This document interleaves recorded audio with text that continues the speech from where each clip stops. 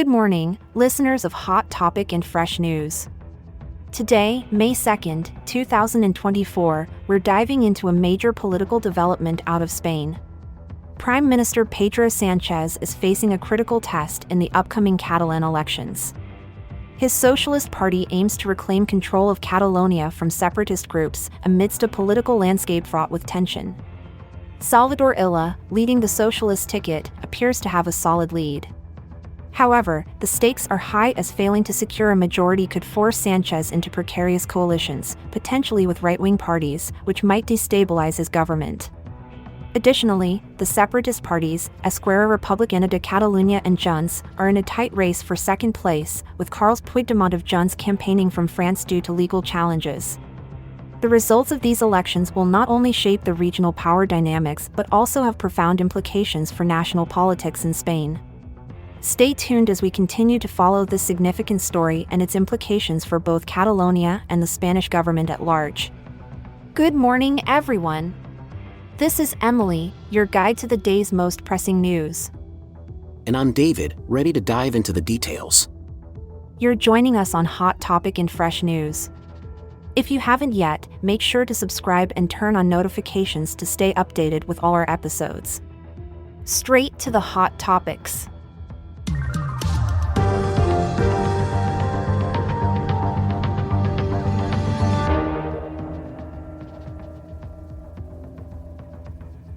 In just a week, Catalonia will be at the epicenter of a critical election that could either stabilize or shake the Spanish political scene. Prime Minister Pedro Sanchez is taking bold steps, aiming to seize control back from the separatists. The polls are favoring the socialist candidate Salvador Illa, but the balance remains delicate. Sanchez's approach lately has been quite conciliatory, offering amnesty to Catalan separatists in a bid to secure their support in parliament.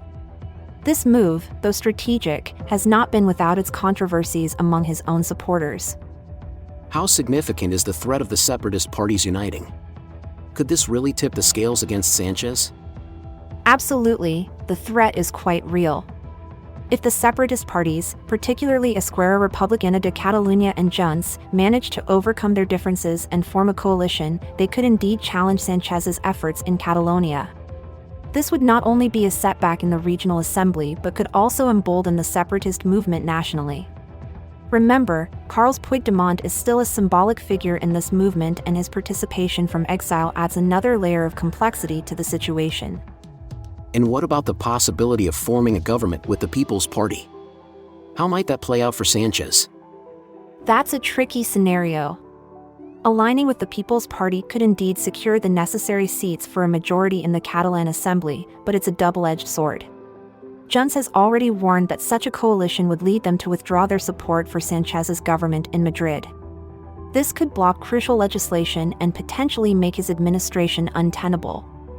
Essentially, Sanchez is navigating a political minefield where every step could have significant repercussions both regionally and nationally. With the stakes so high, the outcome of these elections could indeed dictate not just the immediate political arrangements but also the long-term trajectory of the Catalan independence movement and Spain's national unity. Precisely.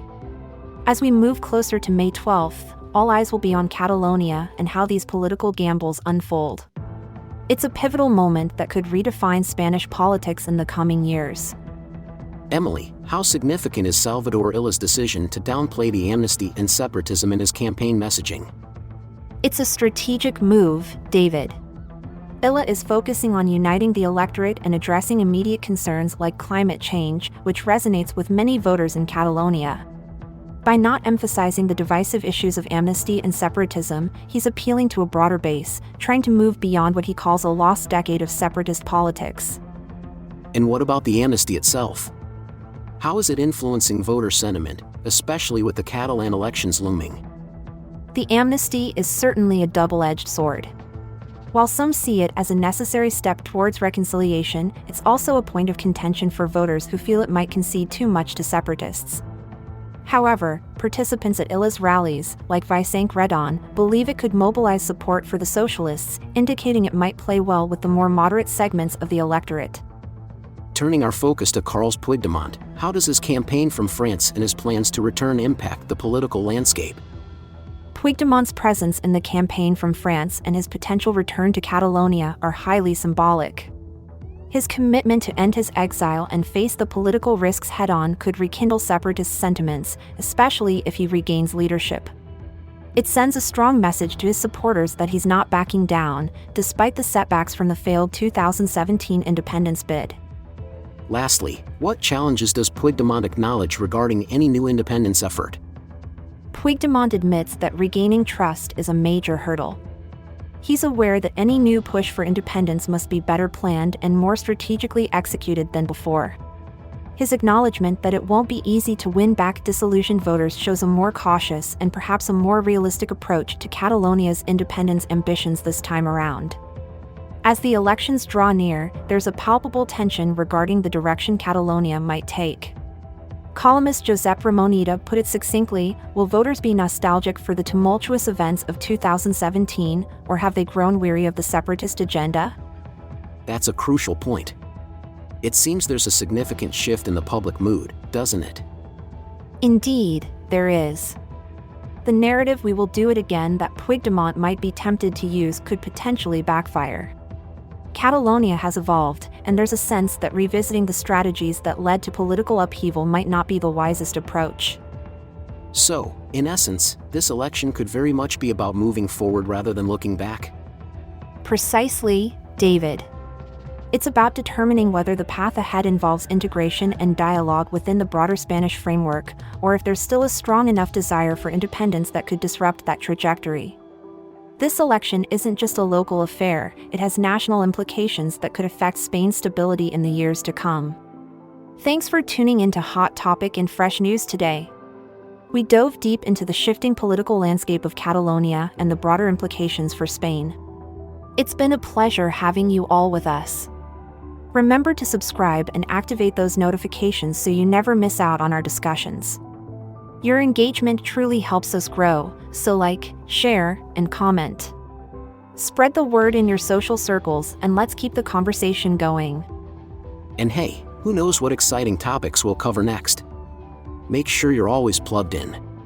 We're broadcasting fresh insights daily, and you wouldn't want to miss what we've got lined up.